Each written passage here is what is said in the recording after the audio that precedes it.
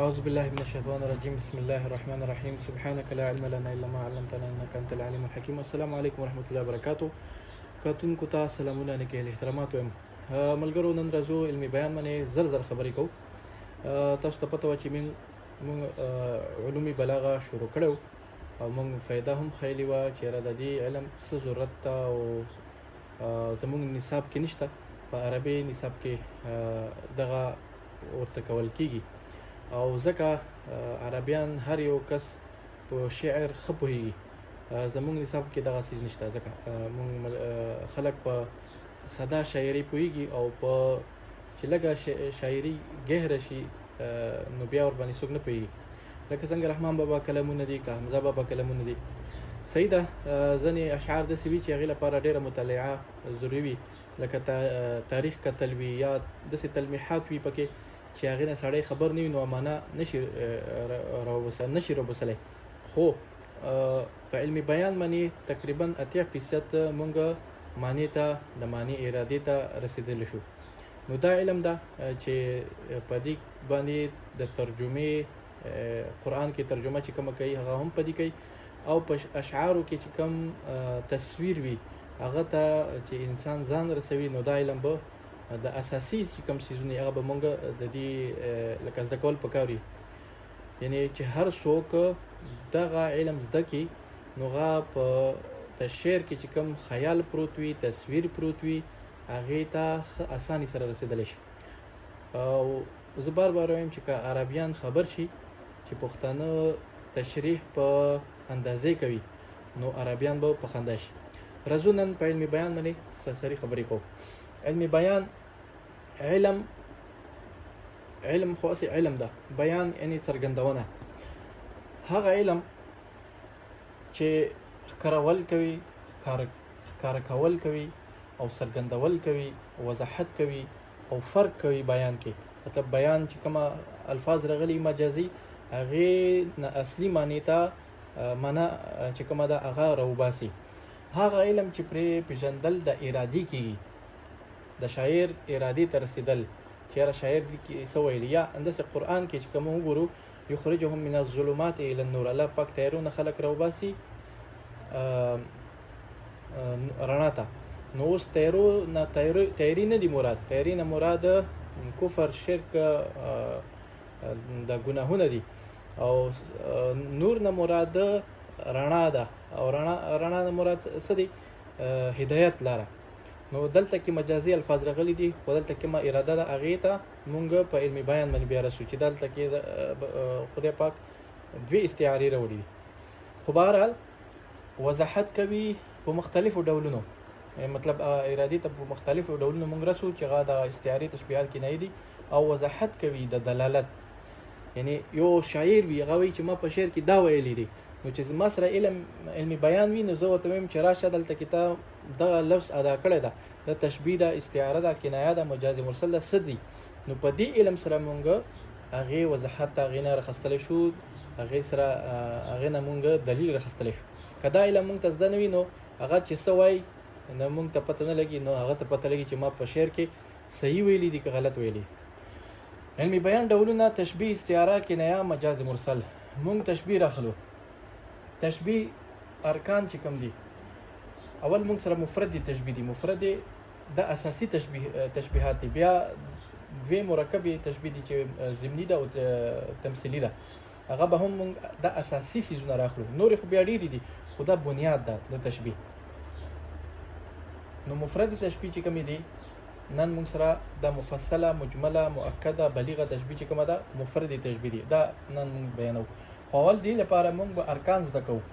په دې ارکانو باندې مونږ پوهېږو چې دا مفصله ده، مجمله ده، مؤکده ده، بلیغه ده.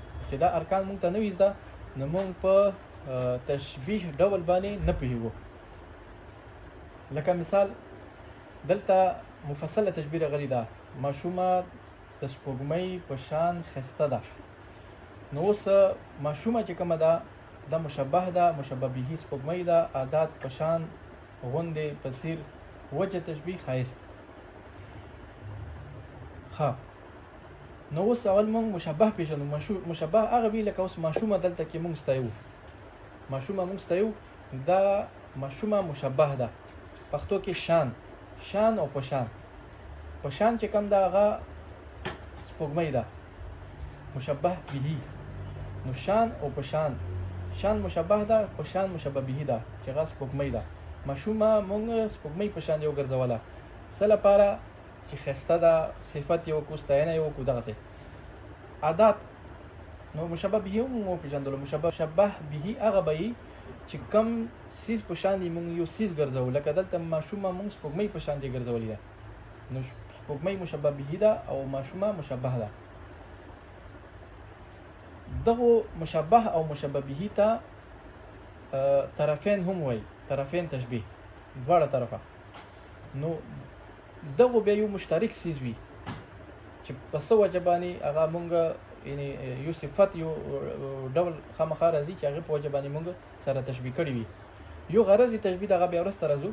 لکه دلته ښایست چې کوم دا مشترک څیز ده، نو دا وجه تشبیه ده. خو د وجه تشبیه نه مخکې مونږ عادات زده کوو. عادات وسیلې په عربۍ کې وسیلو ته یي. لکه مشبه او مشبه به دواړه سره وضاحت ورکوي، سره تړاو ورکوي، وسیله ورکوي. لکه غوندې، پشان، پسیر، په دود، دا ټولې چې کوم دي دا عادات دي. صحیح شوه. په غوندې، پشان، پسیر، په دود، دا چې څومره راځي دا ټول عادات دي. وجه تشبیه چې کوم دا مشبه او مشبه به دواړو سره مشترک څیز وي. لکه دلته ماشومه مشبه ده او مشبه به سپوږمۍ ده، پشان عادات دي، ښایست دواړو مشترک څیز ده. صحیح شوه. مشبه او مشبه به دواړو مشترک څیز څه دي؟ ښایست. نو زه چې ماشومه سپوږمۍ په شان دی ګرځوم نو دواړو مشترک څیز چې کوم دغه ښایست ده. او دا ښایست دلته کې زما غرض چې کوم ده، ځینې ملګري غرض ته هم رکن وایي، خو غرض اکثر علما وایي چې هغه رکن نشي کېدلی. ولې؟ رکن څه ډول بدلیږي. رکن کوي که نه وي هغه پته یعنې محسوسیږي. په شعر کې کله راشي وجه تشبیه سره او کله رکن سره غرض تشبیه را نشي. لکه دلته کې اوس ښایست چې کوم ده دا صرف وجه تشبیه ده. غرض دلته چې کوم ده هغه دا چې یاره زه د ماشومه ستایم. کله مشترک راشي غرض، لکه مثال دا اوبو شاتو په شان خوږې دي. نو خواږوالی چې کوم ده دا که اوس زما مراد همدا وي چې یاره دا خوږې دي نو دا بیا غرض جوړېږي. که ما مراد دا وي چې یاره دا اوبو وستایم نو بیا صرف وجه تشبیه جوړ شي دا خوږوالی چې کوم ده. نو دلته کې لکه اوس بل مثال راوړم چې دا ماشوم پلار په شان هوښیار ده. د هوښیار څیز مشبه به مشبه ماشومو مشبه به پلارو مشترک څیز چې کوم و هغه هوښیارتوب وه. د هوښیارتوب مشترک څیز ده. نو دا وجه تشبیه ده.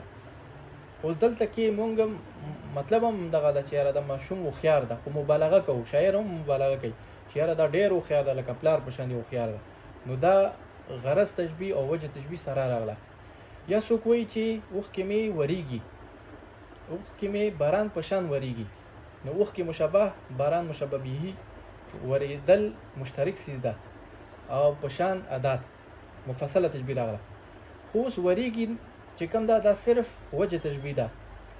وریږي نه دلته مراد دا چې باران خو وریږي او اوښکې بهیږي، خو موږ ورته وریږي چې کوم لفظ راوړو نو دا مطلب مې دا دلته غرض دا و شاعر چې یاره زه ډېر ژاړم، دومره ژاړم لکه باران وریږي. نو غرض چې کوم دغه پټ ته پکې، خو موږ ته په عقل سره پته لګي چې دلته غرض څه ده.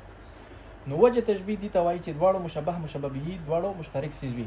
لکه دا سړی ګیدړ په شان یریږي، نو یریدل چې کوم ده وجه مشبه به دواړو مشترک څیز دلته. هغه کس او ګیدړ دا مشبه به دي. لکه عادات غوندې، عادات په شان عادات. او وجه تشبیه دلته کې څه وه؟ یریږي.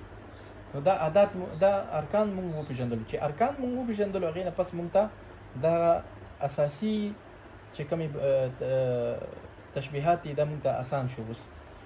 اوس دلته کې مفصله تشبیه، مفصله ځکه ورته وایي چې ټول رکنونه پکې موجود دي. ماشومه مشبه، سپوږمۍ مشبه به، په شان عادات، ښایست وجه تشبیه. نو څلور رکنونه چې پکې راشي نو دې ته مفصله تشبیه وایي. مجمله تشبیه مشومه مشبه لکه عادت سپوږمۍ مشبه به خایس چې کوم غا وجه تشبیه وا حذف شو وجه تشبیه نو وجه تشبیه چې حذف شي نو دي ته مجمله تشبیه وای مشبه او مشبه به او عادت دشتا وجه تشبیه پکې نشته نو ځکه وته وجه غوي مجمله تشبیه وای مؤکده تشبیه کې مشومه د سپوږمۍ خایس لري دلته عادت حذف شوی دي مشومه مشبه سپوږمۍ مشبه به خایس وجه تشبیه لکه غوندې پشان دا چې کوم دي د نشته پکې نو دیتا مؤکده تشبیه وای بلیغه تشبیه دي کې صرف مشبه او مشبه به دواړه موجود وي مشبه او مشبه به دواړه موجود وي نه عادت په پکې نه وجه تشبیه وي عادت هم حذف کیږي وجه تشبیه هم حذف کیږي مشومه سپوږمۍ ده احمد زمری ده نو دا بلیغه تشبیه دي ته وای او دینه چې یو رکن حذف شي نو بیا استعاره جوړیږي هغه به ورسته وای نو نن موږ مفصله تشبیه ځکه چې دي کې ټول رکنونه پکې موجود وي مشبه مشبه به عادت خایست مجمله مزدکه مشبه عادت او مشبه به وجه تشبیه نشته مؤکده مزدکه مشومه مشبه مشبه به وجه تشبیه شته لکه غوندې پشان عادت د نشته کس نو دا مؤکده شو بلیغه اخته وای مشومه سپوږمۍ ده مشبه مشبه به نه پکې عادت شته نه پکې وجه تشبیه شته دا مفرد تشبیه وي نو راځو بیا بل ویډیو کې کوشش کوو چې په شعر کې مثالونه راوړو چې لکه نور وضاحت وشي خو تاسو به خامخا ارکان زده کوئ مشبه مشبه به عادت وجه تشبیه څوک ور باندې پوه شوی نه وي نو لاندې کومنټس کې ویلی شي